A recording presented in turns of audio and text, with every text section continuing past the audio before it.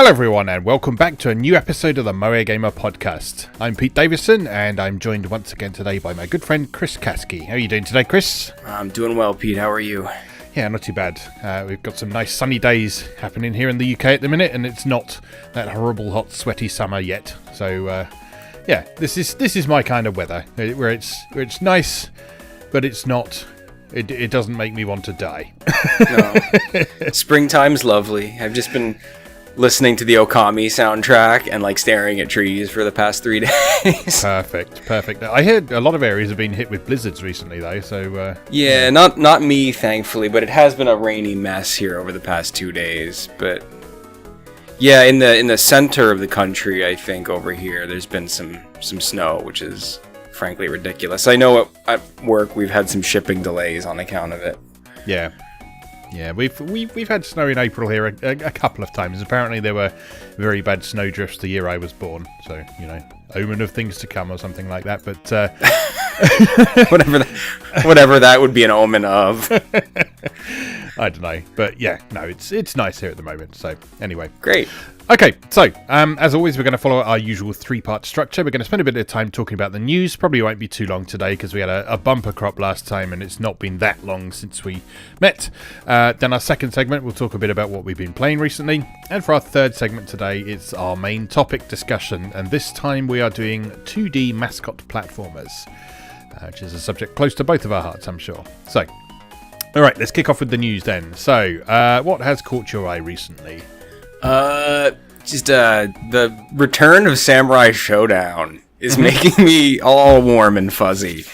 So, as we've known for a while, there is a new Samurai Shodown in development. It's been playable. It's very good. So, the first thing is we have our first images of the 3 new characters for the new Samurai Shodown, and they're all really, really cool. So there's 3 new characters, the first of which is Darlie Dagger, who is a pirate character with like dreadlock hair, who has a big, like a huge saw blade. It's got like a Monster Hunter look to it, just like a huge thing, which is really cool. I like her design a lot. There is Yoshimaru Kurama, which is a kind of ninja, kind of samurai. Like I can't quite pinpoint exactly what he's supposed to be, but he's got a cool crow aesthetic, which is really, really, really neat. His like ninja mask has like a beak look to it, and he's got the whole like Tengu thing going on. Like he's got a kind of a cape that has a feather look to it, and he's very neat. And we have Wu Rushang, who is definitely not a Dynasty Warriors character, but totally could be. And she is in a traditional Chinese kind of garb, and she has is it a gong? I think it's a gong that she fights with, which is really, really cool, because it's interesting when they introduce characters into Samurai Spirits or Samurai Shodown or whatever you want to call it, who have like not really non-conventional weapons, right? Because it's really a blade weapon fighting game. So it's interesting I'll be really excited to see how kind of her moves stack up, and I have a feeling she'll be very counter-centric or defensive in terms of the way she plays. So yeah, that's great. So all those characters look really cool. And we also got some super exciting news, which I may be even more excited for than the new game, in that we are getting Samurai Shodown Neo Geo Collection for the PS4, Xbox One, Switch, and the PC via Steam. So nice. This is going to feature all 6 of the original games. 1, 2, 3, 4, 5, and the enhanced version of 5 Special. It is being handled by Digital Eclipse, who have a fine track record of great emulation. Yes. So I cannot wait to buy this because I love these games. Even just from a presentational standpoint, Samurai Shodown 4 and 5 are some of the most sensuous games ever made in terms of pixel art and animation. Yeah, they're just exquisite.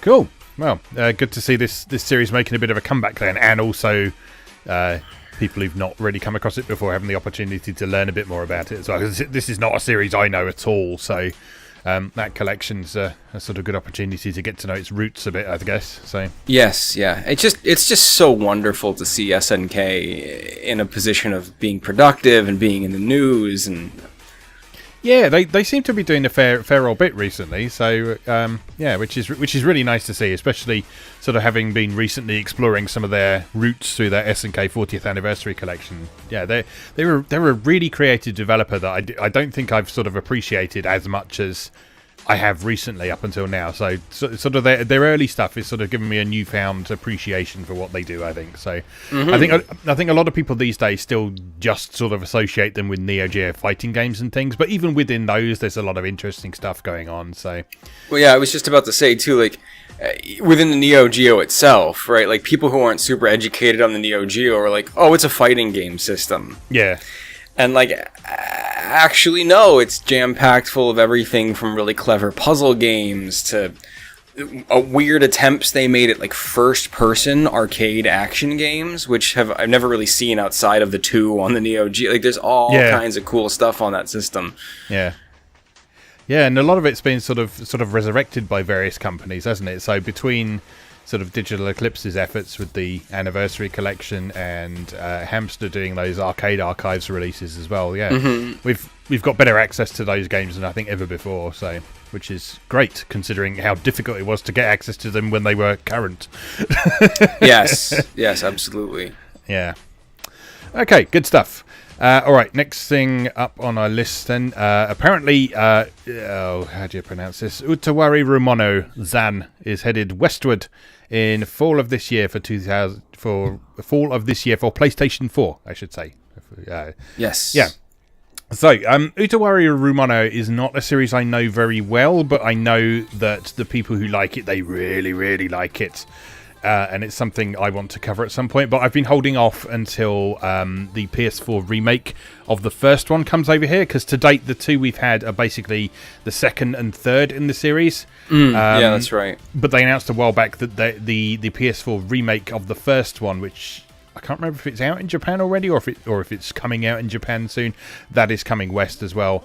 Utawarerumono Zan is a spin-off action RPG to go with it as well. So if you enjoy hanging out with those characters and in that world, which a lot of people do from the sound of things, then yeah, there'll be an opportunity to engage with that in some slightly different ways.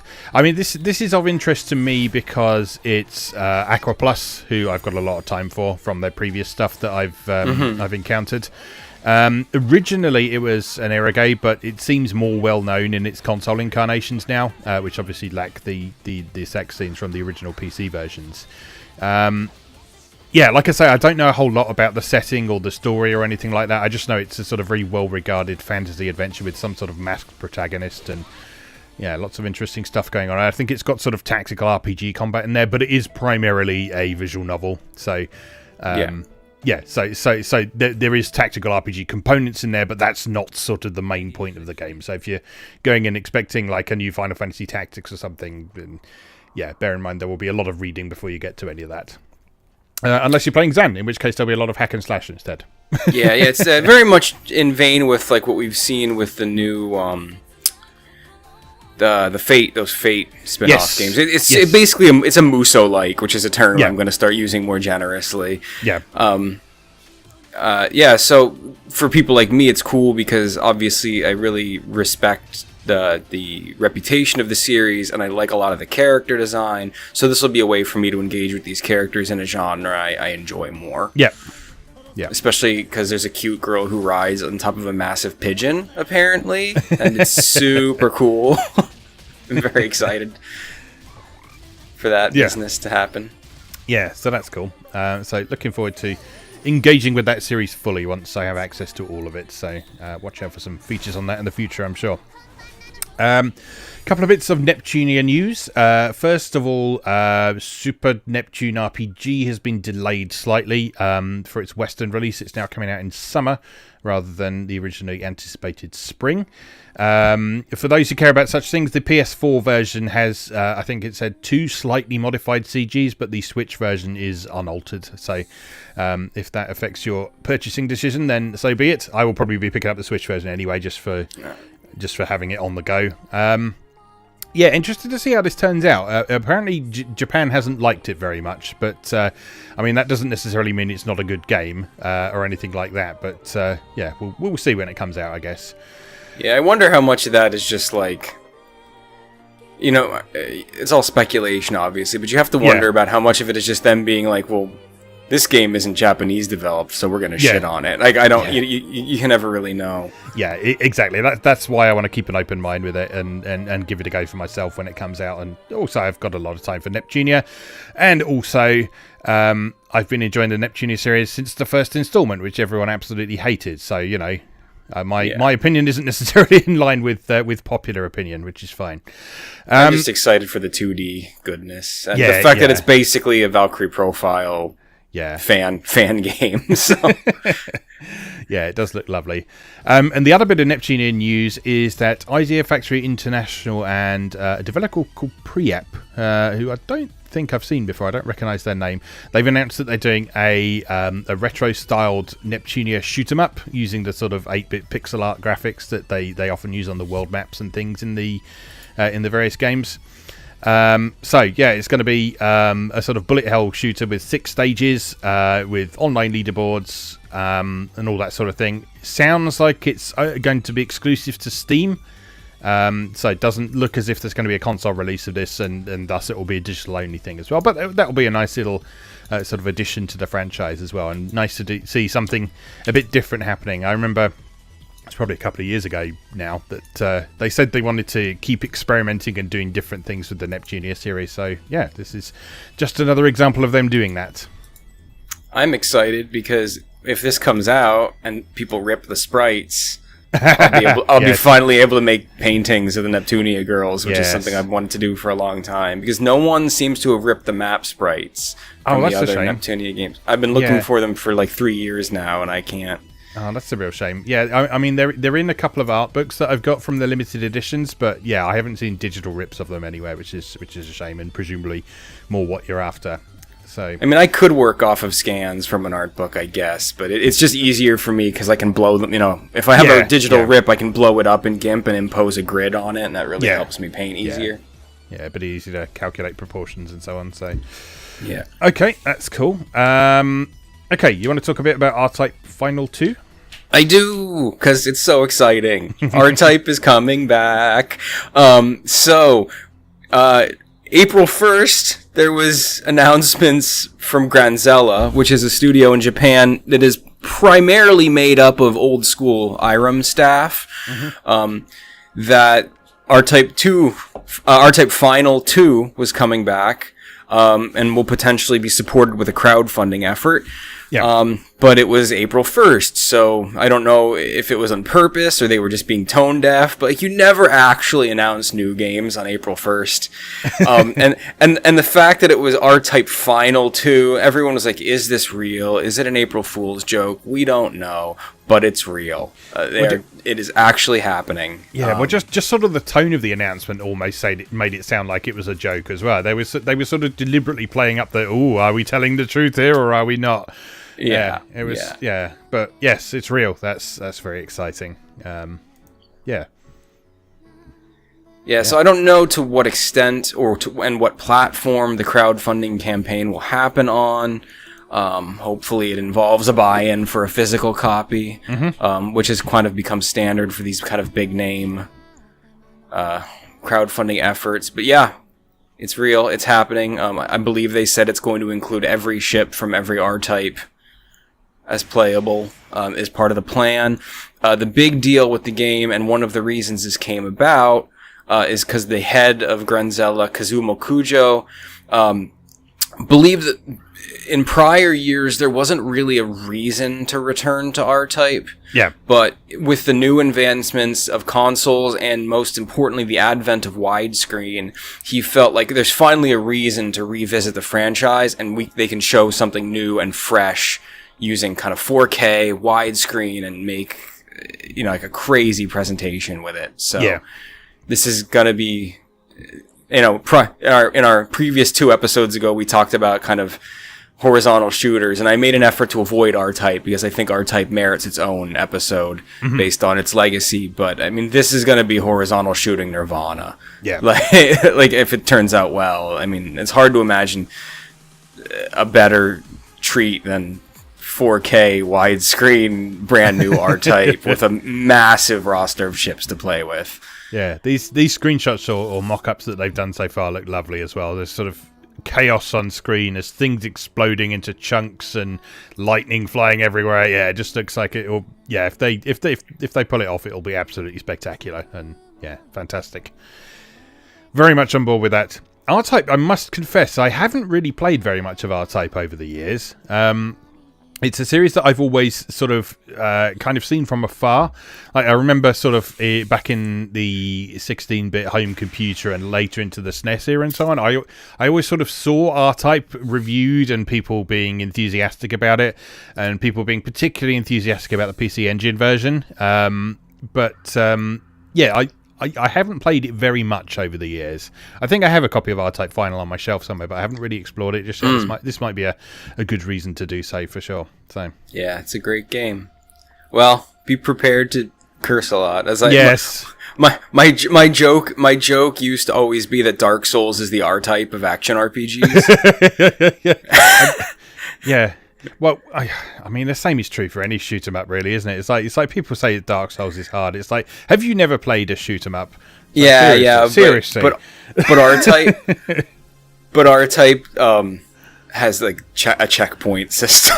Yeah. So it's particularly nasty because you don't just die and then your ship doesn't just spawn right there. It's like there's one halfway checkpoint. Otherwise, it's back to the beginning of the stage. Oh, no. You know how that works. You either memorize or you don't proceed with R-Type. It's particularly rough. Yes. All right. Moving on. We've got a story here about the former Tales of producer Hideo Baba has left Square Enix and Studio Estolia.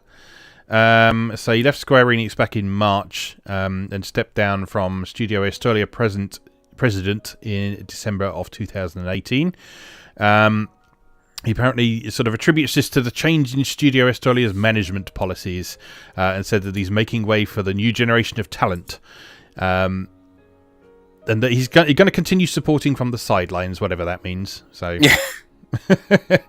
so kind of hard to determine if there's any sort of bad blood there, but interesting to see what he'll be up to next. Then, yeah, I mean, I'm also just besides obviously being a fan of Baba's work and wanting to know what he does next, this game he was working on there looked so cool. So hopefully it continues to be led well without him there, I guess. I don't know. I mean, part of the reason I was excited for this Project Prelude Rune was his involvement, right? Mm-hmm. So yeah, well, I guess we'll have to wait and see how much that involvement from the sidelines actually is. So, all right, continuing on, Senran Kagura Peach Ball is getting a physical and digital release in North America anyway. I believe Europe is only getting a eShop release from the sound of things. Yeah. But with the Switch being region free, you can easily import a copy. Although the physical copy is going to be fairly limited in quantity from the sound of things. Yeah, it's going to be exclusive to Xseed's shop, I believe. Yeah. They're launching an online shop, and I think they're probably going to start doing that more often. Yeah. That makes sense. I mean, we've seen companies like Axis doing that as well. So some of these sort of smaller localizers and publishers doing their own store seems to be a thing that's working out for quite a few of them as well. I know Marvelous's store over here in Europe does quite well. They sell a lot of Xseed stuff. As well as things like Senran Kagura, Valkyrie Drive, Corpse Party, and that sort of stuff as well. So, and they do some. I love it. Yeah, they do some nice limited editions as well, and they tend to be sort of on the affordable side as well, which is nice. So I've picked up a fair few of those over the course of the last few years. It just seems like a great way to support these people directly to buy from their shop. You know, I mean. why buy from? I mean, I buy a lot from like Best Buy and Amazon, obviously, but if I'm going to pay the same price, I might as well acquire it from the people who make it to ensure that they get the largest cut of the profit. It just makes sense from the perspective of someone who likes to support creators and content generators.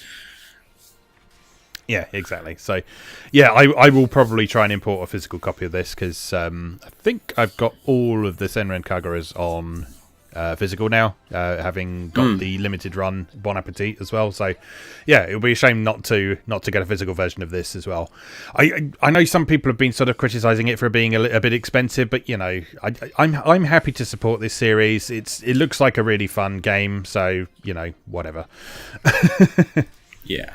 I'm getting it. I love virtual pinball. Yes. I think we're due for a virtual pinball episode at some point. Yes, definitely. Oh, Flipnik. Yeah, flip. So I think we're due for a Flipnik episode followed by a virtual pinball episode. Flipnik is some transcendent shit. Oh God, yeah. A drop of silver descends to the stage. All right. You want to talk about a multi-ball? Yeah. Oh God, I love the like VHS overlays in that game. It's so good. But let's save that for the episode because there is so much to talk about. Tell me a bit about Project Eve and why you're excited. For that. So I don't know a whole heck of a lot about Project Eve, but just in general, from a historical perspective, I really like the Korean development scene. I think it's really interesting to watch kind of what comes out of there, because it's often kind of flavored by Japanese design sensibilities, but always very unique. Yeah. Actually, if you're inclined to do so, there's a really cool historical retrospective on Hardcore Gaming 101 about the Korean dev scene. That's worth a read.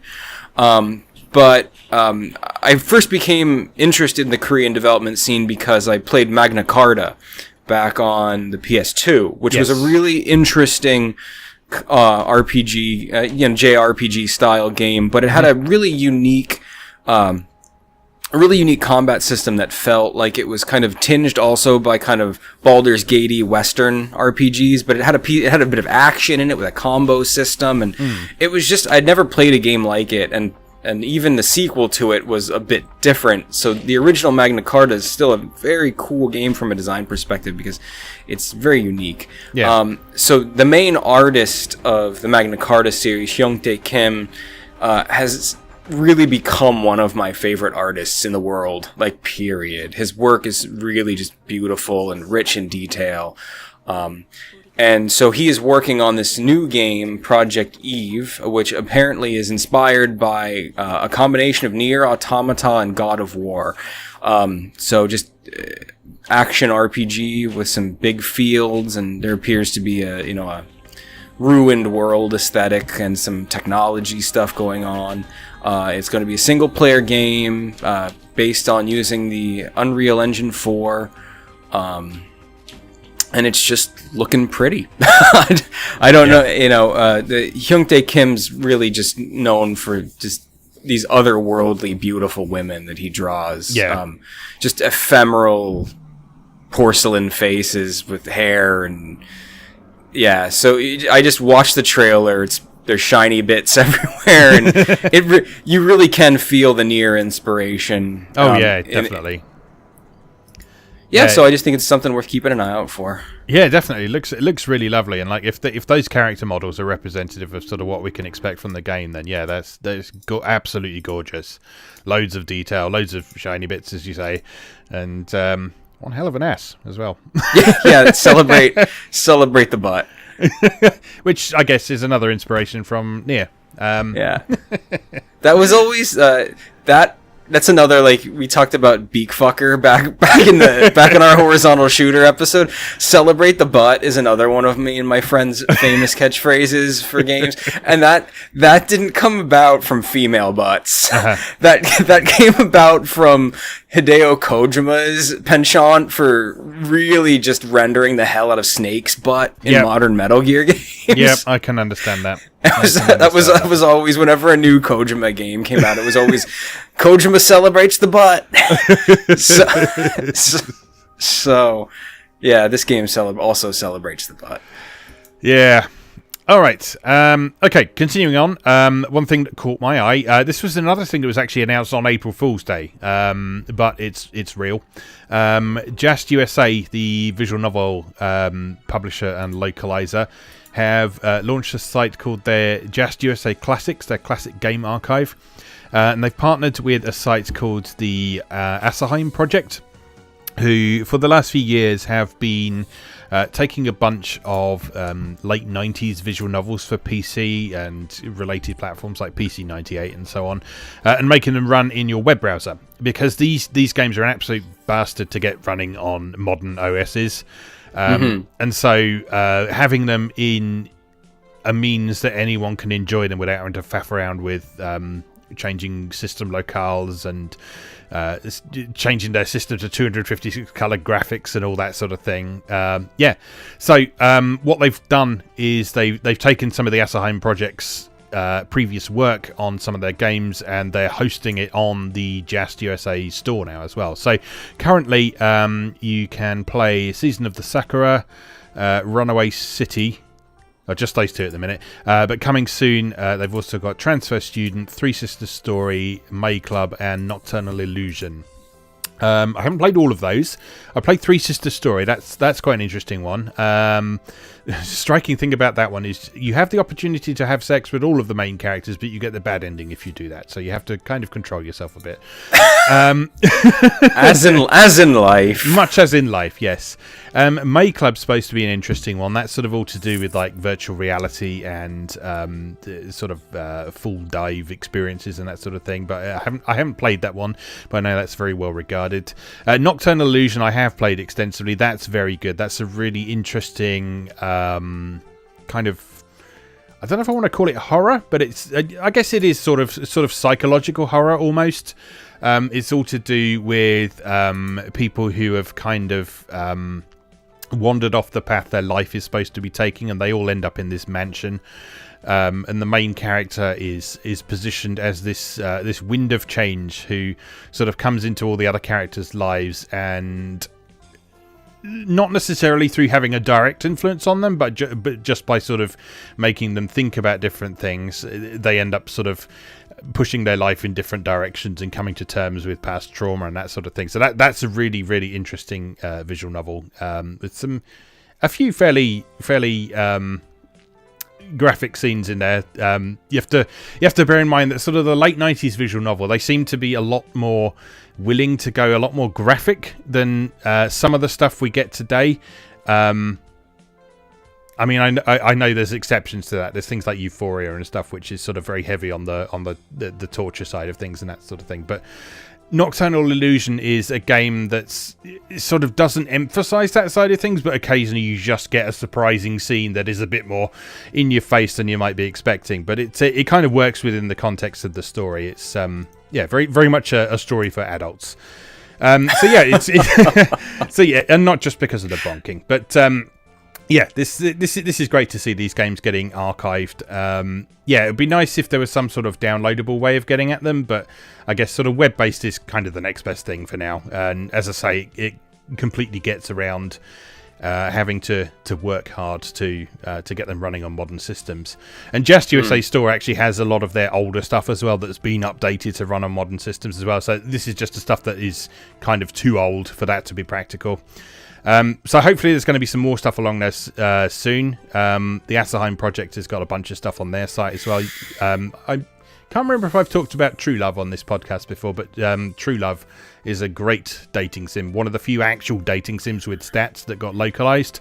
I love that. And you can play that on Asaheim Project. That was very much a favourite of mine throughout university. There was a whole bunch of us who were all playing and comparing stories and that sort of thing, and trying to get the secret cat girl and so on.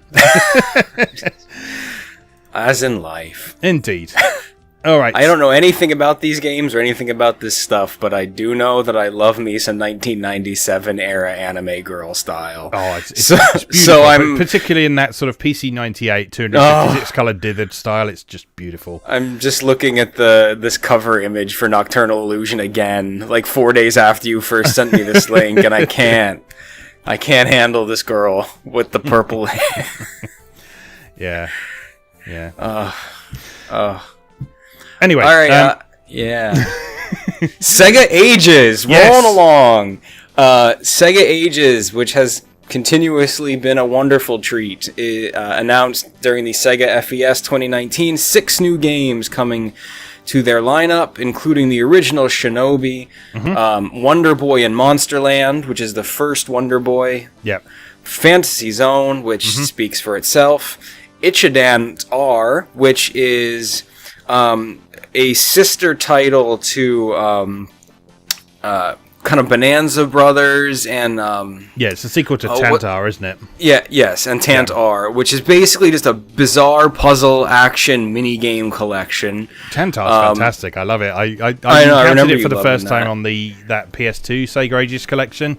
It's a fantastic game. If you ever played something like Point Blank by Namco, it's like that, but rather than using a light gun, you just sort of using the controller to do various things. But it's great fun, both by yourself and especially in 2-player. G-Lock, yes, which I know you'll be excited about. Yes. Although how much fun that's going to be outside of its like rolly-tumbly arcade cabinet kind of remains to be seen. Oh, I've still got plenty of time for G-Lock, even without the rotating thing. I can just move around in my chair if I need to. And I think, at least to me, most importantly from a historical preservation and accessibility perspective, Herzog Zwei. Herzog Zwei is considered by many to be the first real-time strategy game. Yeah. Or one of which. And it is developed by Technosoft, the same people behind Thunder Force. And if you listen to our Horizontal Shooter podcast, you will know how much we love Thunder Force. Herzog Zwei is a beautiful game that takes place from an overhead perspective where you play as a giant robot that can transform into a plane, and you zip around the battlefield and command your little bases. It's head-on-head that you can do competitive 2-player.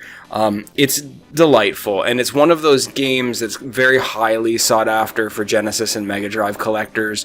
It's very difficult to find a copy for a reasonable price. Yeah. So this is huge news that this game's going to be accessible and affordable. Yeah, that's great. So yeah, looking forward to all of these actually, because these are all things that I'm interested in to varying degrees. They don't seem to have release dates yet, but they have confirmed they're all coming west, including the ones that have previously been Japanese only, which is great news. So very up for definitely interested in giving Ichidan Tantar a go, because I like I say, I really like Tantar. G-Lock I've talked about how much I love in the past. Herzog Zwei is one that I haven't played or am familiar with at all, so I'm going to be very interested to give that a shot and see what it's like. So yeah, I'm interested in all of them. Let's put it that way. Most excitedly too, the Herzog Zwei is going to have online multiplayer. Oh, cool. Which is great. Yeah. Well, definitely well up for that then. Good news. All right. Anything else you want to talk about?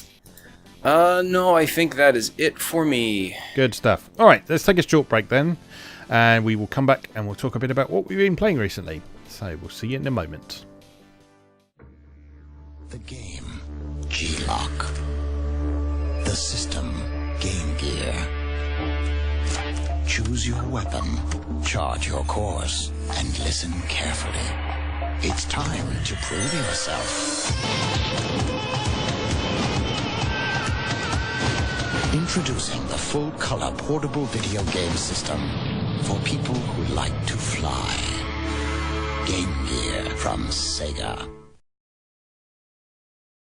Welcome back. For our second segment, we're going to talk about what we've been playing recently. So, what have you been playing recently, Chris? I have been playing Iconoclasts. Ah, yes. Which yes, is... you've been looking forward to this. Yes, for years, as a matter of fact. So I finally got my limited run physical copy of Joachim Sandberg's Iconoclasts, which is, as we just said, a game I've been looking forward to for a long time. Sandberg is a really talented developer, perhaps best known for the Noi to Love series, which is two delightful independent games that have a very almost treasure-like feel to them. Just great action, hectic boss battles, and just beautiful art direction. So Iconoclasts is something he had been working on for a long time solo, and interviews with him will reveal much to his detriment, to the point where he pretty much never wants to do it again. Like, this game almost killed him. It is... I don't want to use the term necessarily that it's a kind of open-ended platformer. It has open structure platformer elements to it, but it's very much contained levels. It almost feels a bit like Shantae and the Pirate's Curse. Okay, yeah. Except for it doesn't have a hub. So it's literally like, it's basically like series of large maps. Yeah, that's cool. I like that kind of thing. Yeah, so every level is a contained level with larger maps that you can explore in the open structure platformer style, but it's not... the world is not interconnected. Now, I have discovered kind of evidence that I think I'll be able to return to previous levels, because I've encountered things that I clearly don't have the tools to interact with yet. But I don't know at what point in the game I'll be able to do that. So I can't really speak to how cyclical or how open it is, and in what way you get to return to previous stages, because I haven't gotten that far. What I will say is it's just great. I mean, first of all, it's drop dead gorgeous. Some of the best pixel art anyone has ever produced in the history of ever. It's just drop dead gorgeous. You play as this silent protagonist who is a mechanic in a world that's controlled by what appears to be this kind of religious, dogmatic, governmental hybrid, right? So people's lives are rigidly controlled, and people's jobs are kind of assigned and rigidly controlled by this governmental body. So, like, the fact that you are a mechanic doing mechanic stuff is technically not legal. Like, so you're in helping people and using tools, which is all forbidden. So there's this element of you being a criminal, and these people are after you, and you're getting... At the point I'm at in the game now, I've kind of gotten involved with some kind of resistance movement. So the narrative is really strong, and the character development's really interesting. It's just very, very unique. And competently made. The action feels very tight. Just like in Noi 2 Love 2, the boss battles are real highlights. And the nature of the game is such that the combat isn't really the focus. Really, what Sandberg's done is built puzzles are really the main thrust of the game, right? You're a mechanic, you're not a soldier.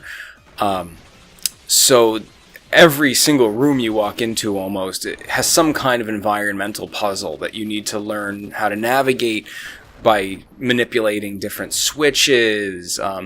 Most of the enemies have a puzzle-like element to how you defeat them. It's not usually just a matter of like mashing on your attack button.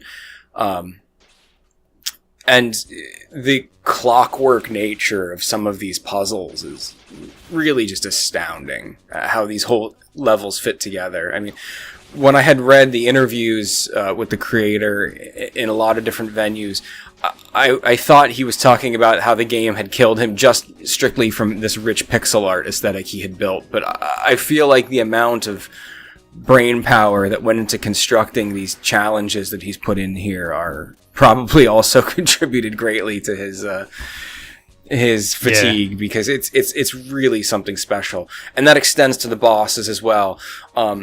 One of the ways to describe this game that kind of popped into my head the other night was it feels like Zelda extrapolated onto a 2D plane. Because just like in Zelda, the combat isn't really the focus.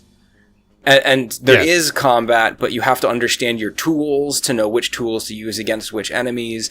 And the real focus is, of course, the puzzle solving in the dungeons using those tools. And that's pretty much exactly what Iconoclast is, but it just happens to be a 2D side-scroller. Yeah. So, yeah, it's been an absolute pleasure. Cool. Yeah, well, I'm glad it's lived up to expectation, because I know you've been waiting for this for a really long time. So it's great to hear that it's sort of lived up to what you were hoping for sure. Yeah, cool. All right. What have I been up to recently? Well, I've had 2 weeks off work, so I've been spending a lot of my time recording a whole bunch of videos to sort of get myself ahead of schedule and give myself a bit of time to write more articles and play more games, ready to write about them. I wanted to pick out a couple of highlights of some of the Atari ST games I've been playing recently, actually, because they've kind of struck me a bit. One of those is one that I've just put up a video for, which is Castle Master. This is a game from a company called Incentive Software, who were one of the first companies to create a proprietary 3D engine that was kind of portable and could be moved between systems and so on. So this was a field polygon 3D engine that could run on everything from the ZX Spectrum up to ST, Amiga, and MS-DOS PC. So it was a pretty impressive achievement, really. Obviously, there were some limitations on it on the 8-bit platform. So, like, for example, I think you could only turn in units of 5 degrees or something on those ones or something like that. But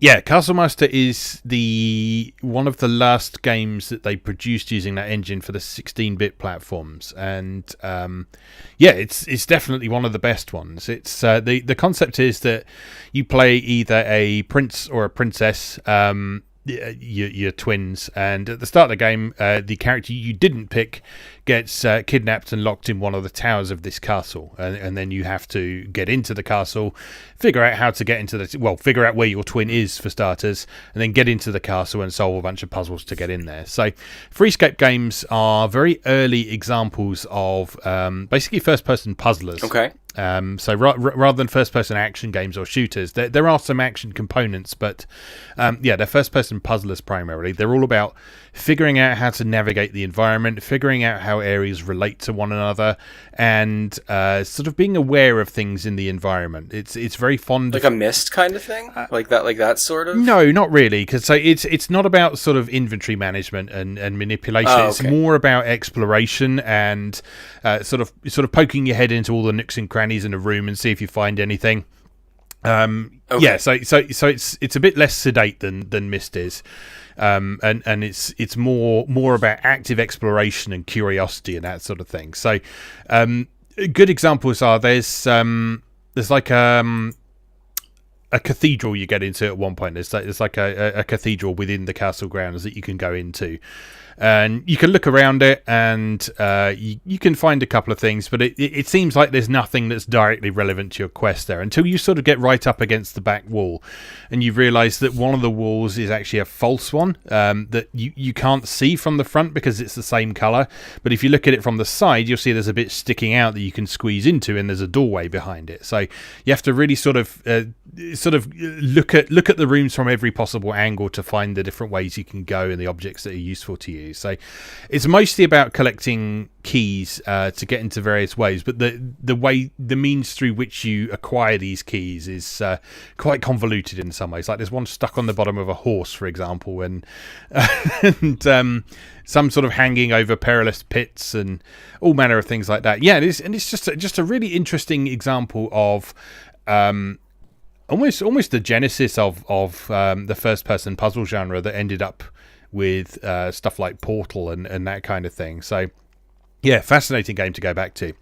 The second one that kind of really jumped out to me was F-15 Strike Eagle 2, which is an old Microprose flight sim. I haven't really played a traditional flight sim for a very long time now. It's like, so I've played Ace Combat games, but those are very much their own distinctive sort of thing. They have more sort of arcadey tendencies. There are sim elements to them. There's a certain amount of realism to how the planes in Ace Combat fly and how you control them. But playing something that was actually a dedicated flight sim for the first time in probably about 20 or 30 years at this point, it was a very interesting experience, and I really enjoyed it. So F-15 Strike Eagle 2 was a game that came out 6 years after its predecessor, and its predecessor was one of the first jet fighter simulators on home computers. So it came out for 8-bit platforms and then later for 16-bit ones. And just the jump in quality in those 6 years is astounding, really. So the first F-15 Strike Eagle is very primitive indeed. So there's no ground detail at all. It's just a sort of grid pattern that you fly over. Whereas in the second one, you've got sort of these properly mapped out areas of various theatres around the world. So you can go to Libya, the Middle East, Vietnam, all sorts of places like that.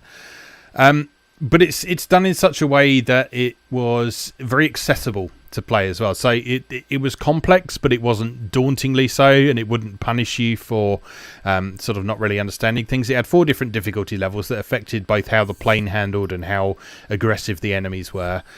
And yeah, it's just been a real pleasure to revisit a kind of game that we don't really have anymore. So yeah, I enjoyed that a lot. So, I got one more thing I want to talk about, but I'll give you the opportunity to jump in with anything else, if you've been playing anything else, first of all.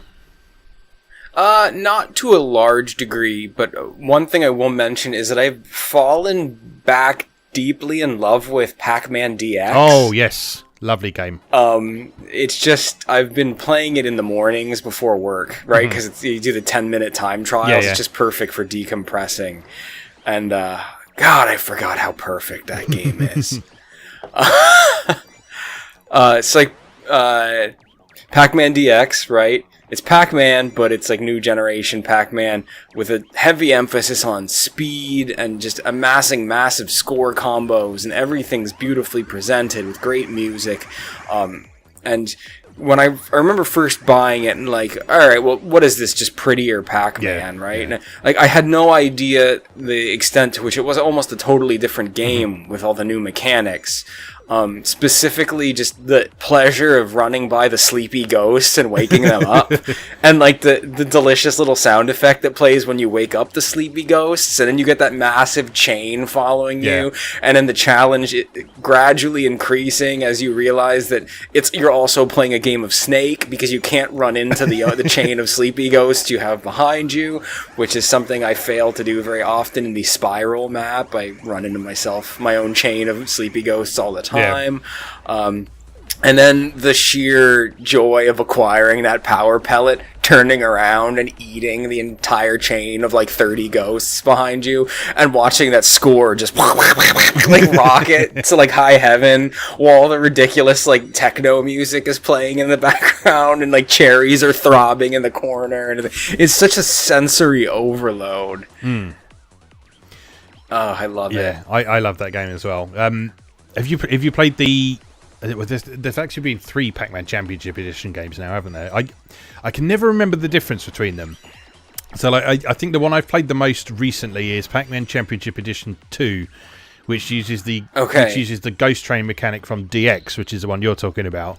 I can never remember how the original one works as well, but I remember that being cool as well. But yeah, all 3 of those games are just fantastic reimaginings of Pac-Man. Yeah, wonderful music. I'm playing lovely DX Plus. Yes, on the PS3. Yes, that was DX with a few additional maps, I think, if I remember correctly. Okay. Yeah. So yeah, those are all worth playing. That was a really lovely period for Namco when they were putting those games out, because they did they gave Gallagher a similar treatment as well, didn't they? They did a Gallagher. Yes, DX. I have that too. Yeah. I don't really understand that one.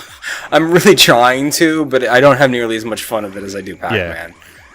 Yeah, definitely. A big fan of those. Championship Edition 2 is cool as well, like I say, and that's available on Switch as well, so that's a great one to have downloaded on there for just a quick play session when you feel like it. And it's also available physically in that combo pack with the Namco Museum for Switch as well. So, oh, that's right. I should get that. Yeah, why don't I have that? Yeah, that's a really lovely compilation. So if you haven't got that already, that's definitely a worthy addition to a Switch collection.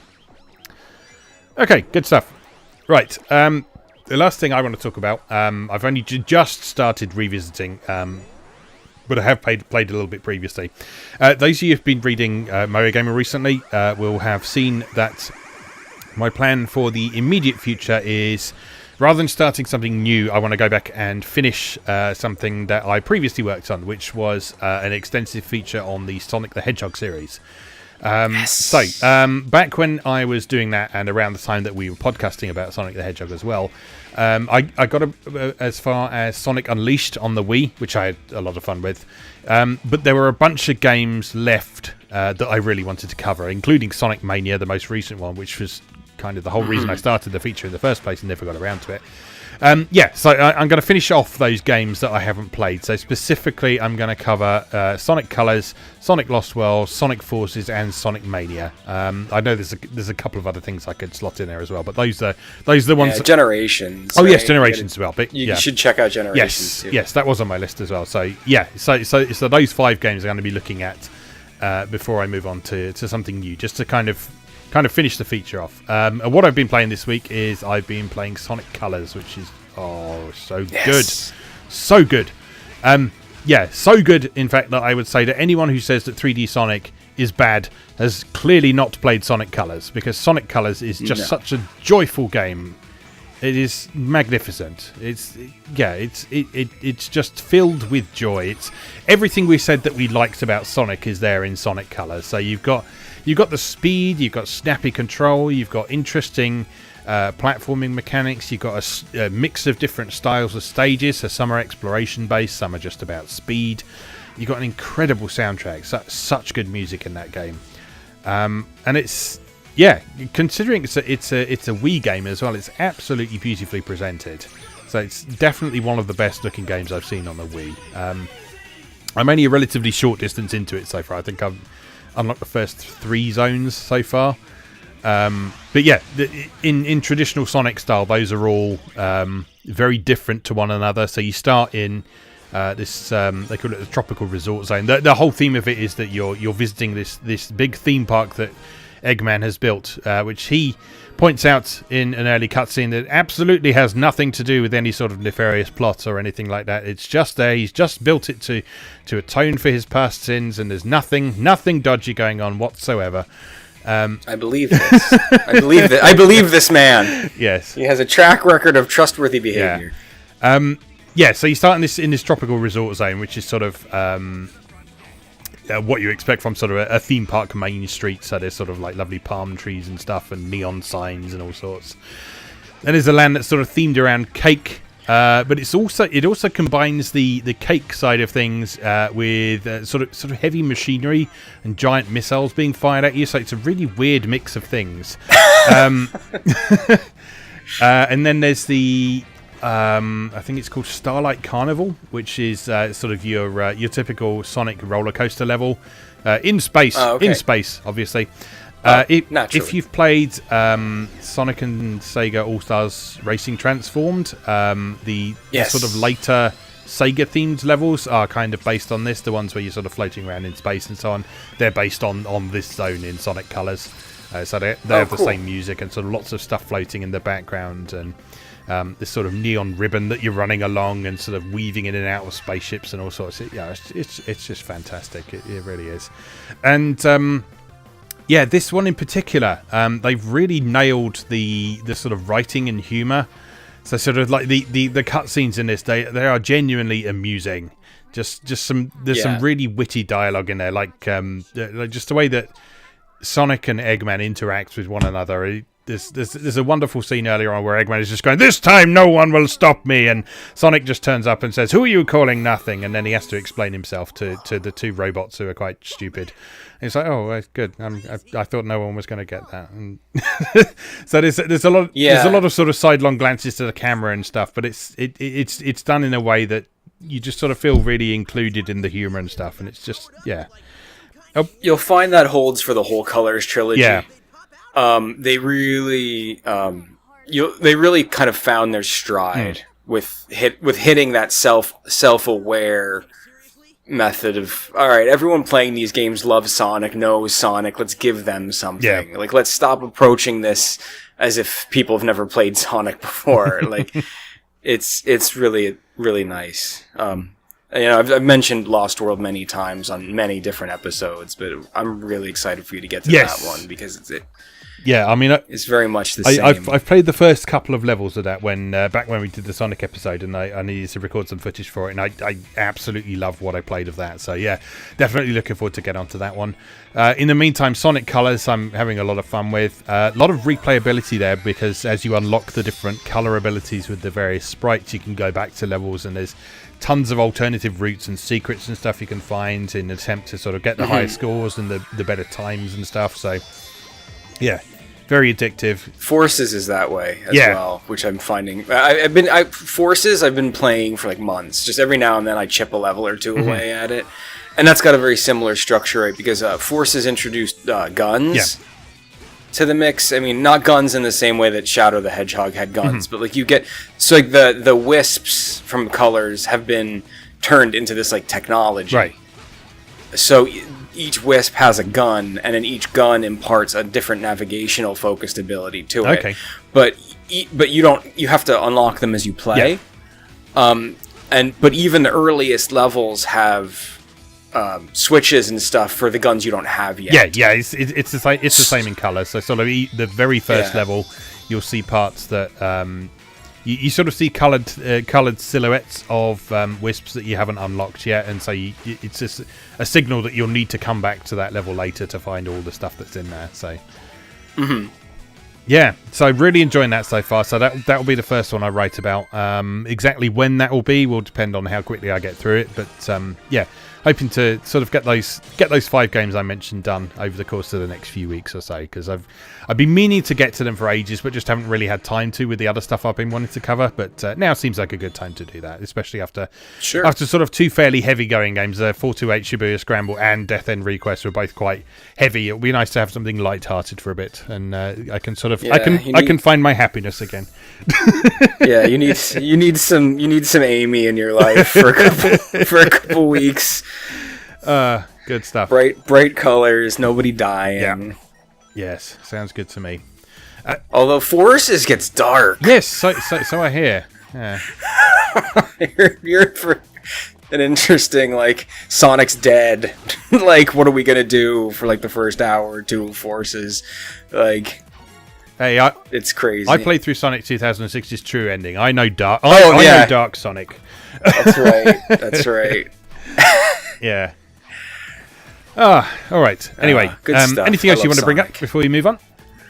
No, I think that's cool. I've been knee deep in working on art stuff. I have not really. I'm ashamed at how few games I've played in the past 2 weeks. It's fine. The stuff you've been playing is thoroughly respectable, so I'm sure no one will judge you harshly for that. Wow. When you've only got limited time, you've got to focus on only the best, right? Indeed. All right, let's take a short break there then, and we will come back with our main topic for today. So, see you in a moment.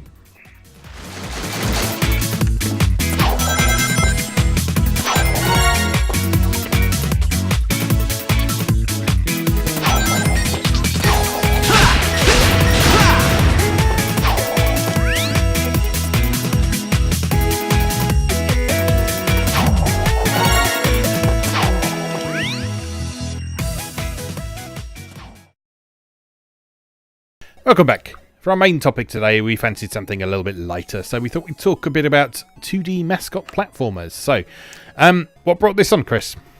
Well, specifically I want to talk about 2D Mascot platformers that need to be said that are not Sonic and Mario, right? Yes. That aren't the big ones. I just think in terms of similar vein to when we talked about 3D Mascot platformers a couple episodes back, there's a really big thrust in the games community and Twitter and all the ugly places to just shit all over the 8 and 16-bit era of like 2D Mascot platformers. Like, just because it wasn't like everything that wasn't Sonic and Mario was me too, and like this pervading idea that there's no interesting design ideas going on in this sphere. And it's true, there was some rubbish, but it's simply not true across the board. And there were lots of interesting games, lots of interesting concepts. Like, like of course there was Bubsy and Awesome Possum and like all like the go-to meme things to make fun of, but I just thought it might be fun to talk about some stuff from that era that has struck us as really, really good, and had impacted us in the way we think about game design, specifically on a 2D plane. So Yeah. and I wanted specifically to talk to you about it because whenever we have these kind of historical retrospective discussions, I learn so much from you because of our backgrounds are so different. Me having grown up as a console kid, you having grown up in in a personal computer-rich environment. I don't have any knowledge. So whenever you come at me talking about the ZX Spectrum and the Atari ST and all this stuff, I learned so much. So I can't wait to learn about what some of your favorites from the era are, and I can't wait to ramble about Rocket Knight Adventures for 15 minutes. And yeah, so that's why I wanted to talk about it. Cool. Well, hard to know where to start, really. So I think I'll start with some of the earlier stuff then, because I think my first encounters with sort of the idea of Mascot platformers would have been on the 16-bit home computers. Sure. Because I was playing games on the Atari 8-bit and the Atari ST long before I got into consoles. So my brother at the time was, when he left home, he was working on a games magazine and would occasionally bring home consoles for us to have a fiddle around with. But I didn't own my own Super NES until relatively late. I forget what year it was, but it was relatively late. So most of this stuff that I sort of grew up with was on the 16-bit consoles. And in retrospect, a lot of it was very much the developers for home computers very much trying to create a console-like experience on these home computers. So if I look at sort of an early example I remember would be something like James Pond 2 Robocod, which which I know did come out on consoles as well, but it came out on home computers first. And it was very much an attempt to combine elements of Mario and Sonic together into a game that also provided its own unique stuff. So the original James Pond, for those who aren't familiar, I've actually done an Atari ST A to Z video on this, but it was a kind of sort of environmentally friendly action-adventure shoot-'em-up almost. So you were underwater, you were sort of finding treasures and sort of plugging up oil spills and that sort of thing. Robocod, they decided to sort of ditch that environmental angle and just take this character and do something completely different with him. And so James Pond is a fish, if I hadn't made that already clear. But in Robocod, they gave him an armoured exoskeleton so he could get out the water and he could run around on his fins and that sort of thing. So yeah, Robocod was a more traditional platformer. It was set in the North Pole. It was a Christmas-themed game, so you were trying to find the lost Christmas presents and that sort of thing. There was something like, I think the enemies had invaded Santa's toy factory or something like that. You were trying to save them. So can we just pause for a minute and reflect on the fact that you're describing a game in which you portray a sentient cyborg fish on a mission to save Christmas? Yes. Okay. Absolutely. Just wanted to make sure I had that straight. Mm-hmm. Yeah. Okay. Yeah. Proceed. Yeah. And this was also sponsored by a popular brand of chocolate biscuit in the United Kingdom. Of course it was. Yes. Penguin biscuits played a key part of Robocod. They were all over the place. A penguin biscuit, if you're not familiar, is basically a sort of chocolate biscuit with a kind of chocolate cream filling, and then the whole thing is covered in milk chocolate. So it's just chocolate on chocolate on chocolate, and it's a very popular inclusion in early 90s children's lunchboxes for school. So everyone knew what a penguin was. So sort of seeing them appearing in a computer game was just like, wow, it's a penguin. And there was even a sequence where you jump inside a penguin bar and it gives you temporarily invincibility. So but anyway, the mechanics in Robocod, there was some quite interesting stuff going on. So besides sort of running around and jumping, one of the things his exoskeleton could do was it could cause him to continually extend until he reaches a ceiling, which made for some beautifully ridiculous scenes as this fish just expanded to like 64 times his normal length until he could grab onto the ceiling. And then once he grabbed onto the ceiling, he could then shimmy across it. So that was one way of sort of getting across spike pits and so on. So that was quite an interesting mechanic. He could sort of bounce off enemies' heads, and if you crouched while you were jumping in the air, you would do more damage. And so there was some really interesting mechanics and stuff going on in here. The levels were kind of designed in a way that there were a few different routes through them, and it was worth exploring them. So they weren't sort of fully open structure by any means, but there were optional routes you could go into, and you could get more items for more points, and that would get you extra lives, and they might lead you to secret levels and all sorts. So yeah, I have very fond memories of this game. I actually never owned the full version of it myself, but I did have a demo disc that came on the front cover of ST Action magazine that I played repeatedly because I enjoyed it so much. So yeah, I'm a bit sad that I never experienced the full game for myself, but I sort of knew it by proxy because I read a lot about it in magazines and that kind of thing, and it's one I have very fond memories of. I know that it's maybe not the most fondly remembered game today, because some of the later James Bond games in particular are a bit crap. Like there's I think it's called the Aquatic Games is the third one. That's not very good at all, but Robocod is definitely worth a look. And if I remember correctly, let me just check. I believe it actually just got a re-release on Nintendo Switch. Oh, really? Bizarrely. Yeah. Like I just happened to look at. Yeah, here it is. I looked at the Nintendo eShop randomly recently, and there it was. James Bond Codename Robocod, release date 21st of March 2019. And it's the original game, but running in widescreen. It uses the original graphics and music, but it's just expanded the display to widescreen instead. So you can still play that today on a modern system. Oh, that's cool. And so it's not like a virtual console kind of thing. It's literally just like they've made the game playable on the Switch with an it's not it's not like emulated Genesis or Atari ST version. It's actually a version it's codified for the Switch. It's a proper port from the look of things. So but it just happens to be using the original graphics and music assets. But That's awesome. They've just made it so that it runs on modern systems. So the company behind this port, I think, is a company called System 3, who I didn't know was still around, but they used to do a lot of stuff back in the 16-bit era. They made stuff like International Karate, which is a very early one-on-one fighting game. There was an action-adventure series called The Last Ninja that they also did. But just recently, it seems like they're getting big into these ports of old games, because they've done a few recently. I can't remember what the others are offhand, but definitely Robocod is the one that stood out to me. So yeah, worth a revisit for an idea of what 16-bit computer developers were trying to do as the idea of the Mascot platform was becoming popular in the console space. I very much have, as a kid, recollections of hating James Bond. And I think it's because, when I was younger, obviously, I didn't have the mental capacity or perspective or knowledge to really understand different design aesthetics and sensibilities and regional differences in design sensibilities. So I, even as a kid, had a fondness for what I now know to be Japanese design. Yes.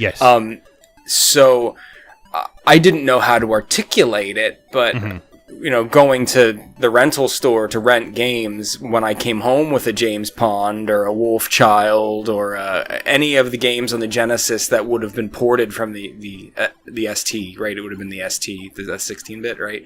Yeah. I knew, like they felt different. Yes. In terms of their responsiveness, the way the physics worked, even the ways I was expected to play. I remember bringing home, not a Mascot platformer, but I remember bringing home Turrican, Mega Turrican, and just hating it as a kid because I thought it was going to be like Contra, but it wasn't, because it didn't feel the physicality of it was different. So, yeah.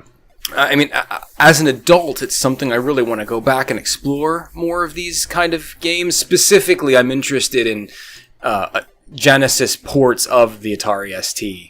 Yes. Because it's really interesting to me. But I just remember disliking these games openly because of the way they felt so different from what I was used to. Yes. And they are quite a different feel. So sort of European style platformers.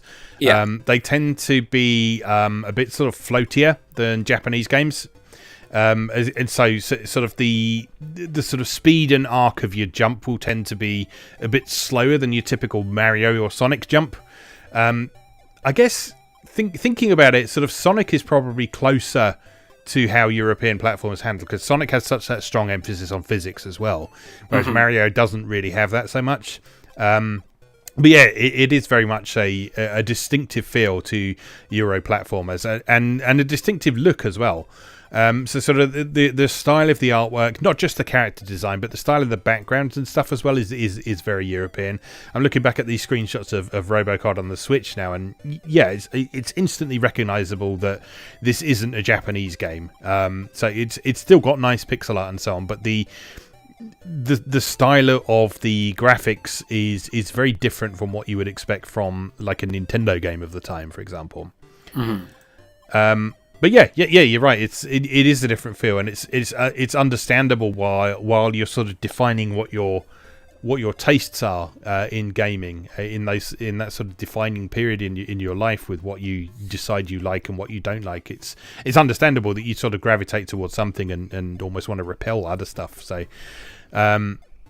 whereas I knew this stuff first before I knew what Japanese games felt like. So obviously I was a lot more used to this. So yeah, I was very receptive to this sort of thing. But then when I found the console games, I found something that I probably liked a bit more. But I had this sort of frame of reference. I could sort of think about why I like these things more, how they handle differently, and all that sort of thing. Yeah, and it was just the opposite with me, right? Yeah. I was like, why do I like these things less? Yeah. So yeah, it certainly provides an interesting perspective having come to consoles quite late. So sort of like I had no real contact with the NES apart from some friends of my parents. Their daughter had an NES, so like my sole contact with that was when we'd go and visit them, and they'd send us kids upstairs to go and play the NES while the parents had dinner and drank wine and stuff. So yeah, so sort of that was my first encounter with Tetris, and my first encounter with Zelda 2, my first encounter with Super Mario Brothers were all on this girl's NES. So yeah, and I never had my own one until well after the NES was current. So, and that's the one I've still got on my shelf with the chill sticker on it. I love that. Whenever that appears in your videos, I'm like, oh, it's the chill Nintendo. Yes. Okay, so I mean, what were some of your early experiences with these with this kind of game? I mean, for me, I think I didn't really get into it like much on the Nintendo. Like in the 8-bit, it was pretty much like Mario or nothing. Yeah, like Mario or Kirby, and that was pretty much it for me. But really, when I came into my own with starting to understand and appreciate these kind of games, was on the Genesis, because I was a Sega kid. I didn't have a Super Nintendo till well into my mid-20s. So I think one of the reasons I really like to take a critical eye, and when I say critical eye, I don't mean negative, just I like to examine deeply Mascot platformers, is that as someone who appreciates gaming as an art form, pardon me, I really like to explore the juxtaposition between the more traditional art elements of gaming, i.e. design, visual, character concept, background artwork, and I like to compare that to the other art form of games that's unique to gaming in that game design and coding and actual building of the interactive experience. And to me, 2D Mascot platformers have kind of been always been the perfect microcosm of what I really am interested in, which is the kind of this chicken or the egg relationship between character design and game design. So one of my favorite games to talk about is Rocket Knight Adventures, which by Konami. One of my favorite games of all time. I mean, as a kid, I would sit down on Saturdays and play through this like it was a TV show that was on at 11 o'clock every Saturday morning, right? Like it's Rocket Knight Adventures time now. And Rocket Knight Adventures, the original one at least, is defined by you can hold the button down to charge, like Mega Man used to be able to charge his Mega Buster, but instead of charging your Mega Buster, it charges your rocket pack, and then you can actually rocket across the stage based, when you release it, what direction you're holding the pad in.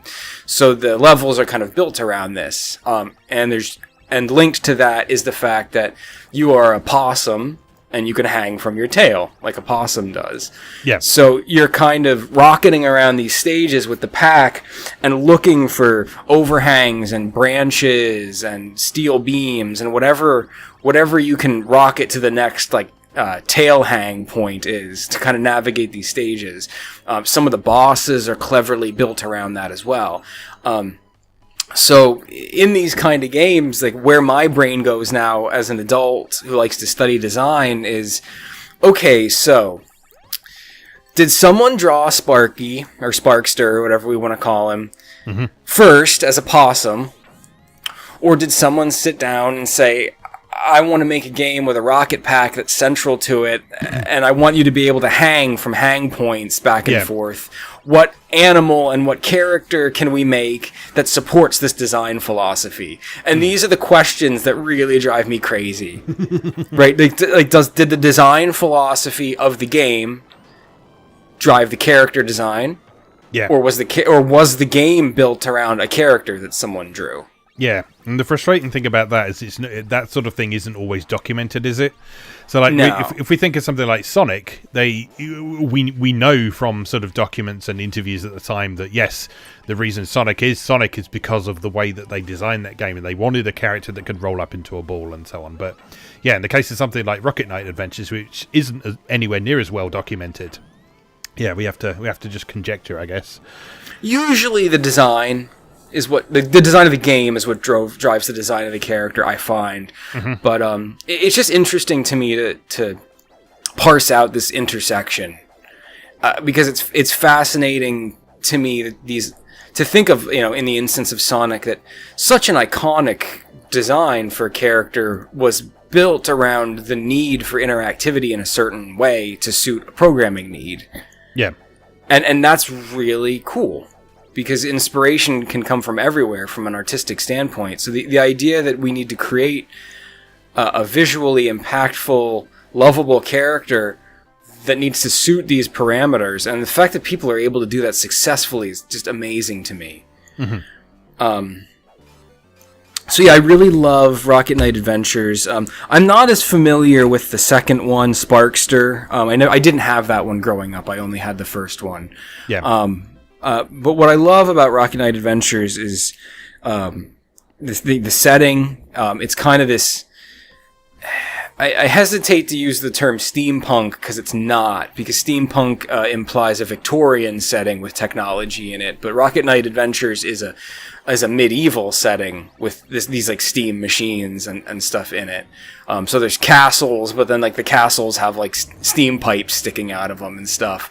And like obviously the knights have rocket packs and they wear goggles that they can fly around. There is shooter stages, horizontal shooter stages interspersed in. It's just great.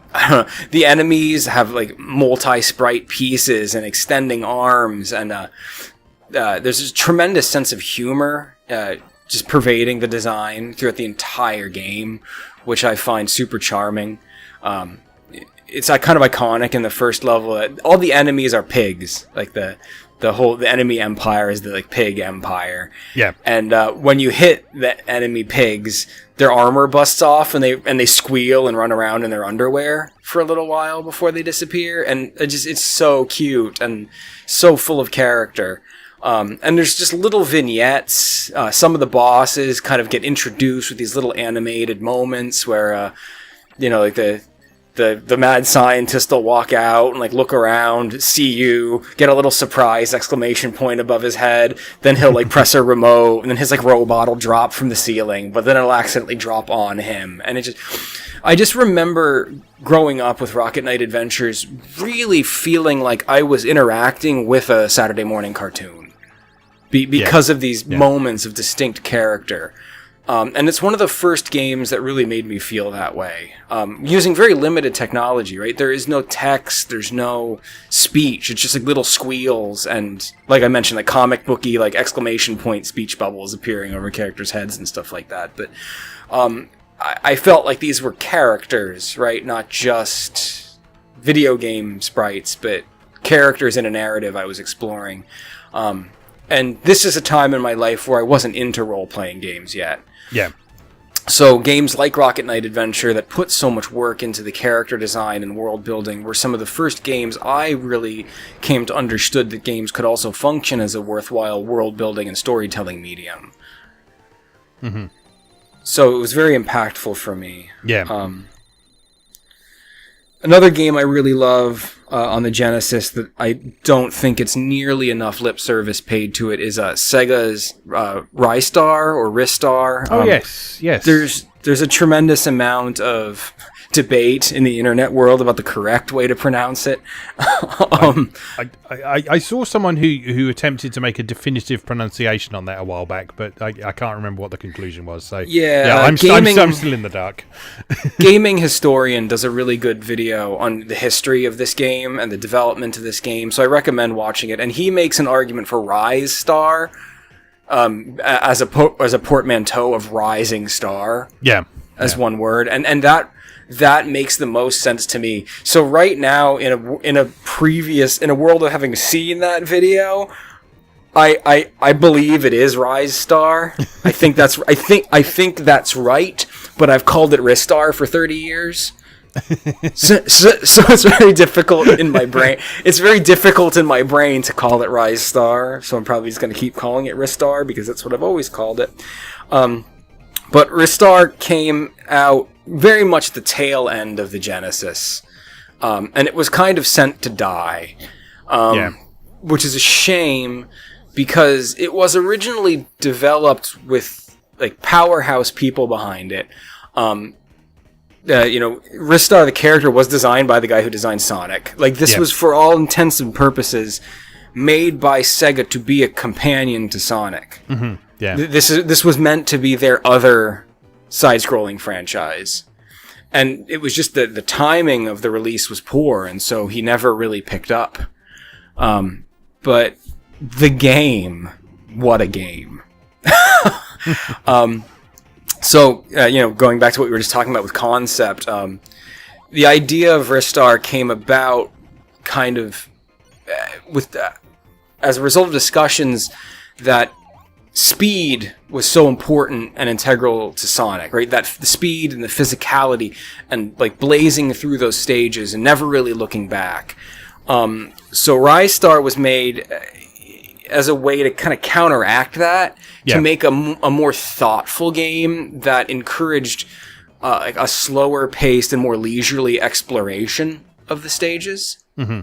So, Ristar doesn't run. He just kind of saunters in like a very pleasant manner. And like I said, please watch Gaming Historian's retrospective on it. It's very good. Yes.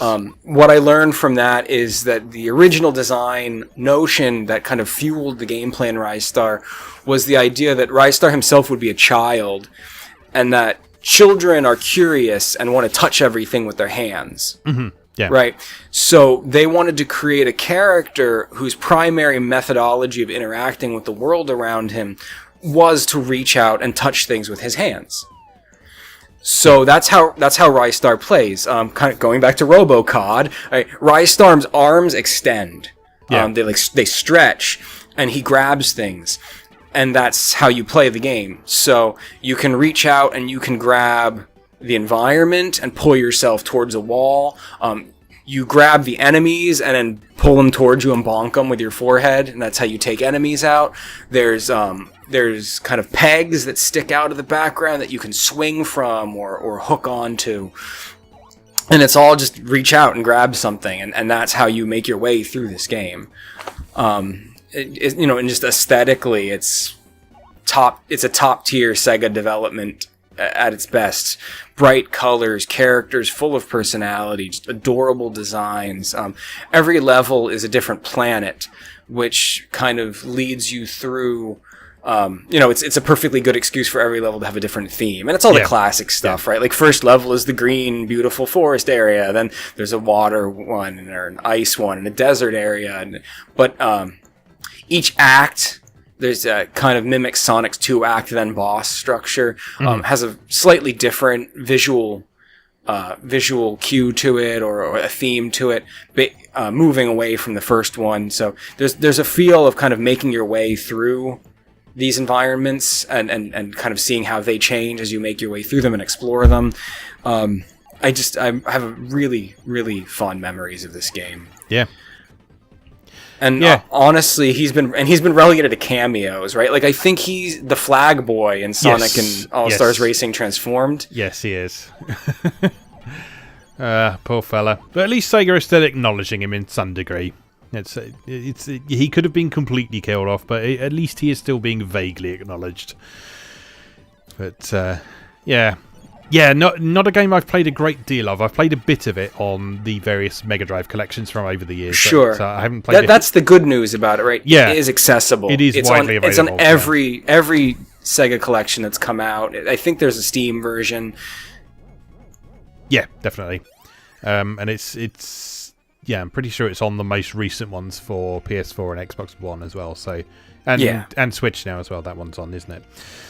Cool. All right. The other main one I wanted to mention, again from sort of the early days, I guess, would be Commander Keen. So this is of course. This is again sort of switching perspective from console games back to computer games again. So Commander Keen actually has a really interesting history behind it. So for those who aren't aware, this was an early project by id Software, who would go on to make Wolfenstein 3D and Doom and Quake and all that lot. And it was originally developed while John Carmack, who would later be a co-founder of id Software, while he was working at a video game subscription service and disc magazine called Softdisk. So he was sort of constantly churning out stuff for this thing on a monthly basis and experimenting with different things that he might be able to implement in various ways. And Commander Keen came about as the result of him creating an engine that could scroll graphics in any direction. Now that might not sound like a big deal, but in terms of early MS-DOS computers, IBM compatible PCs and so on, this was a massive deal because they didn't have any sort of built-in graphical hardware to handle things like scrolling and sprites and all that sort of thing. Everything had to be done through programming the computer, giving the computer direct instructions. So getting something that was sort of approaching what a console could do on an IBM compatible PC was a big deal. So his intention was to kind of recreate the sort of thing that could be done on the NES at the time.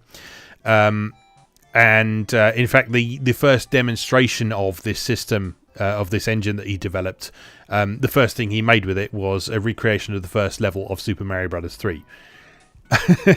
And in fact, one of the first things they tried to do with this engine before it became Commander Keen was that they actually approached Nintendo and asked them if they could do a PC port of Mario.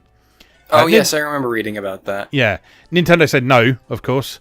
But the potential for this engine was obvious. So while they weren't able to jump on board with Nintendo and use an established character like Mario, there was obviously a lot of potential in this this engine that he created. So they continued to work on it kind of while they were off the clock from Softdisk. They take their computers home from Softdisk and they'd continue working on this game. So Romero had sort of recruited some other people from his team at this point who all thought that the idea was kind of too good for their day job. And they ultimately ended up being approached by Scott Miller of Apogee Software, who was just sort of starting to define the concept of shareware at the time. So his early releases were just sort of starting to get people familiar with the idea of getting a chunk of game for free and then being able to buy the rest of the game, to register the game and get the rest of the game. But there was for those unfamiliar with shareware, the difference between shareware and just a demo version is that the shareware version of something would be a complete game in its own right. So it would tend to be called a single episode of a game, but it would stand by itself as a complete game. And if you registered it, you paid like your $20 or $30 or whatever, you'd get maybe 2 or 3 more episodes of that game. So you get more game, which would have additional graphics, additional sound, additional story, and so on. So Scott Miller thought that what they were working on here would be a good fit for the shareware model, because you could just sort of do packs of levels and so on. He suggested they created a platformer in the style of Super Mario Brothers, because that was not something we really had on home computers at the time. We had platform games, but most of them tended to be of the sort of single screen arcade style mold. So a lot of early PC games would follow a similar kind of format to stuff like Bubble Bobble and that kind of thing. Oh, so sure. They'd all be about sort of, you have a single screen with some platforms on, and you'd either have to get somewhere like in Donkey Kong, or you'd have to kill everything like in Bubble Bobble, or you'd have to collect everything. And so the idea that we could now have scrolling levels in these computer games really opened up the possibilities for them to do different things. And Commander Keen was the result. So it was originally intended to just be basically a Mario clone, but over time they gradually started implementing more elements into it. So rather than jumping on enemies in it, you have a ray gun that you could shoot. Apparently, according to what I've read on it, they made a point of leaving dead enemies' corpses on the floor. Because Tom Hall from the development team believed that child players should be taught that death had permanent consequences. What? And shadows of things to come, right, for them. That's kind of crazy. Yeah, definitely. And supposedly a lot of the enemies were based on Freud's psychological theories, such as the id. You see where that comes from now. So yeah, there's all sorts of interesting influences on this game. Obviously, there's a lot of Super Mario Brothers in there. They put in a lot of secret areas and optional areas and warping areas and hidden levels and that sort of thing. There was a whole galactic alphabet in this, which was a written language that they developed for the game. It was just a straight substitution code, basically. Right. It's still cool, though. Yeah. The galactic alphabet has actually shown up in a bunch of other games since then. So, like, it's the galactic alphabet from Commander Keen is the runic language that Minecraft uses for its magic. Oh, that's awesome.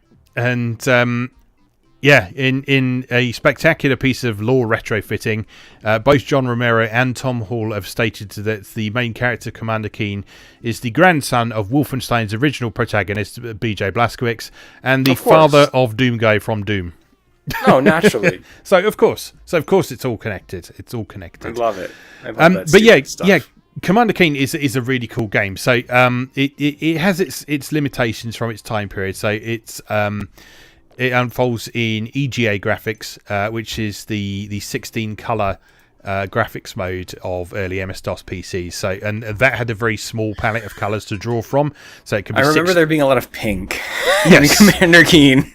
It wasn't just pink. The trouble neon green too. Yeah, the trouble with EGA is that it was 16 colors from a palette of not very much more than that. I forget the exact numbers, but it was something like 16 colors from a palette of less than 100, certainly. Here we are. I'll see if I can. It doesn't actually say it. Yeah, never mind. 16 from a palette of 64. There we go. So they didn't have many colours to choose from in the first place, and they could only display 16 of them, which meant that sort of a lot of flesh tones in particular tended to suffer. So like EGA flesh tones tended to be either pale white albino, which is what they went for in Commander Keen, or you've been standing too close to the sun, burnt out bright orange. I remember a lot of that as well. Yeah, so I mean that gave it a very distinctive look that was very much of its time. But they did that thing where they work within the limitations of the time. So they managed to make good use of techniques like dithering and sort of contrasting tones and all sorts of things like that. And in the process, even despite the limitations in the color palette, they managed to make something that was visually distinct, immediately recognizable, and that had plenty of variety as you worked your way through it as well. And and mechanically it's really fun as well. So as I say, it started as a Mario clone, but they deliberately tried to add additional elements on top of that. So you got the shooting of the ray gun. You got this pogo stick that you can bounce on things. You can bounce on enemy heads with that, but it doesn't kill them. It just allows you to use them as platforms. There's various collectible objects. There's like an overworld map that you can explore, so you can sort of tackle the levels in whatever order you want to. Yeah, there's really a lot to like in Commander Keen, and it's something that's still very fondly regarded today and still available via Steam, I think. That version runs through DOSBox. And I think you might also be able to get hold of it as part of the 3D Realms collection. I think it's in there, certainly. So yeah, even though it's an old DOS game, it's still perfectly feasible to run it on modern systems as well. And it is well worth playing as well. So that was definitely a favourite growing up, and sort of another kind of defining influence, and another example of Western developers very much trying to emulate the console thing, but ending up kind of producing their own thing in the process. And there's the whole thing too with Great Giana sisters. Like, are you familiar with the history of the Great Giana sisters? I know of it, but I don't know the details. So if you know a bit more about that, then feel free to. I mean, I don't know the historical details to the exact letter, but it's been written about thoroughly out there, and it's worth researching. But I mean, essentially, it was also in the same vein was an attempt to make Mario. Yes. You know, the company, the people who made Great Giana Sisters had made Mario, like a Mario demo, basically, for the PC, and Nintendo was like, nope. So they were like, oh, fine, we'll just make it about Italian sisters instead, and then they made their own side-scroller, and kind of that ran on the home PC for a long time. And people played those games for a while. And then recently it kind of got the revival with Twisted Dreams, and that game is great. Yeah, the thing with the original Giana Sisters is they didn't even try and make it not look like Mario. It's Mario. Yeah. It just looked like Mario. Like, it's got similar enemies. It's got blocks that you headbutt to get coins out of. Yeah, that look like bricks. Yeah, it's got those brick blocks in the background. It's got like the little hills in the background. The same blue sky that you've got in Super Mario Brothers. Yeah, it's uncanny how similar it is. And it has gloriously late 80s cover art as well. Yeah. So that's interesting. There's a whole lot of great discussions that can be had about the piece, specifically that era of PC games trying to emulate console favorites. Yeah. I had a friend who lived down the street from me that I used to spend a lot of time with when I was young, who was his family was big into computers, so I would go to his house, and we would whip out just shipping boxes full of 3.5 floppies loaded with shareware. Yeah. And we would just play these games for hours and hours. So I also have fond memories of Commander Keen and the original Duke Nukem. Yes, not Duke Nukem 3D, the side-scrolling We Wish We Were Contra Duke Nukem. Yes. Yeah, just cool. Great stuff. And as I had kind of mentioned when we kind of introduced our discussion about this, I think there's too much cynical ways of thinking about the Me Too nature of some of these games. Yeah. Just because they were attempting to emulate kind of the design philosophies or the success of these other titles that may have come before and been successful, doesn't mean they're not worth investigating or evaluating on their own merits. Oh, no, there's always something unique or interesting going on. A lot of innovation can come from attempting to mimic something, not quite being able to do it. Then what workarounds can you kind of think of? And then those workarounds end up becoming defining features. Yeah. So I love kind of having these discussions about these other games. In a similar effect, a game I wanted to ask you if you had any experience with was Zool. Have you ever played Zool? Zool is a game that I had a demo of that I played quite a bit, but I never had the full version of it. I asked because it is of your world. It is from your land, and it was an attempt to make kind of a faster paced Sonic style game. Yes, and again on the Amiga. Yes, and it was also another game that was sponsored by a piece of confectionery. In this case, it was Chupa Chups Lollipops. Yes. so they appear all over the place in that.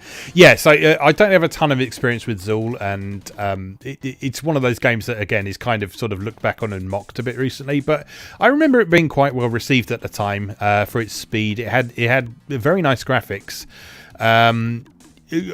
A good example of, if I remember correctly, an ST version being fairly similar to the Amiga version graphically as well, which was relatively rare because the Amiga it was much more powerful in terms of graphics and sound than the ST was. And so it was always a big deal and a real pleasure when games managed to kind of have sort of rough parity between them without the Amiga version being dumbed down or anything like that. So, but yeah. So not a game I have a ton of experience with, but I played a demo of it a fair bit back in the day. And again, I remember some sort of fairly effusive praise in the magazines of the time, just for the fact it was providing that kind of authentic console experience on the computer. Mm-hmm. Yeah, I mean, I just remember renting it as a kid, right, for the Genesis. But, like, this was in the 90s, right? So it was in, like, the heyday of Ninja Fever. So I was just like, Ninja! So, like, I had to play it. But, I don't remember loving it. But there's just something about the design of the character specifically. Like, his, like, green limbs and his big yellow eyes that, like, I always think back on. Yeah. It's something I've always wanted to get back and try to play. Yeah. He's not an ant. Did you ever think he was an ant? No, he's a gremlin. Yeah, no. Everyone over here always thought he was an ant for some reason, but no, he's oh, is it because of like this, like the black, like the round black body pieces? From his ninja costume. I think so. Yeah, but no. If you look at his design, I mean, he's obviously not an ant, is he? He's got like gremlin pointy ears sticking out of him. Because he's the mascot of the company. The company is Gremlin that made. Yes, I don't know if he was actually intended to be their mascot because Gremlin was around a long time before Zool came out, and they didn't really have a mascot. But they have a logo that is a gremlin. Yes, and he is meant to be a gremlin in a ninja suit. Yeah. I don't mean Zool is meant to be their mascot, but like Zool I see. Zool is their mascot in a ninja suit. Yes, definitely. But so not an ant. Remember that.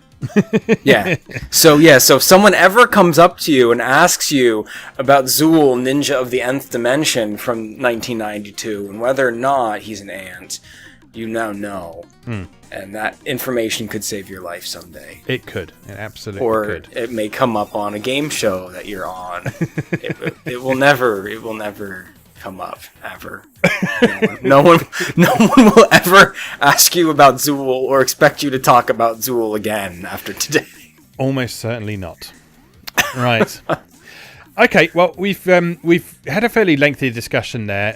There's obviously a lot more we can talk about 2D mascot platformers because we've mostly touched on sort of the early days of things there, particularly what I've talked about. So I think this is probably a topic that we'll have to revisit at some point, particularly with like sort of modern indie games in mind and how they've approached this. I'd be really interested to come back to talk more specifically about the 32-bit era because I have a lot of interest. There's a lot of interesting games on the Saturn and the PS1. Yes, definitely. I think that's probably a good place to call it for today, though. Do you agree? Absolutely. Okay. All right. Let's call that a day there for now, then. So, as usual, would you like to tell people where to find you online? Sure. I'm always posting my new artwork at mrgilderpixels.com or Twitter, Tumblr, and Instagram at mrgilderpixels, mrgilderpixels. I'm just finishing up another painting this weekend that I should have posting later this week, so keep an eye out. Good stuff. And you can find me on MoeGamer.net and on YouTube. And this podcast is also on SoundCloud. So if you're watching on YouTube, there's also an audio-only version you can download on SoundCloud. If you're listening on SoundCloud, it's also a video version you can watch on YouTube. My YouTube channel also has a selection of different things. So it's got some Let's Plays of various games, including Atari games. All of the Atari A to Z videos I make are also archived on atari-a-to-z.wordpress.com as well. So check that out if you want to see what I've covered to date. All right, just remains for us to say thank you very much for watching and or listening, and we will see you again next time.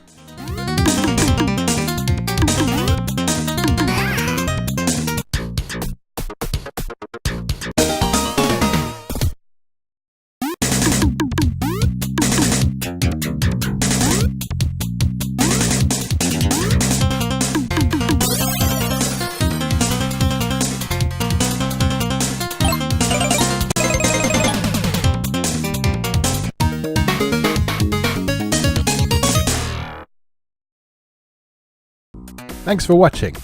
If you enjoyed this video, please help out the channel by leaving a like or a comment and subscribing. Be sure to check out MoeGamer.net for new articles on Japanese and Japanese-inspired video games, new and old, every weekday.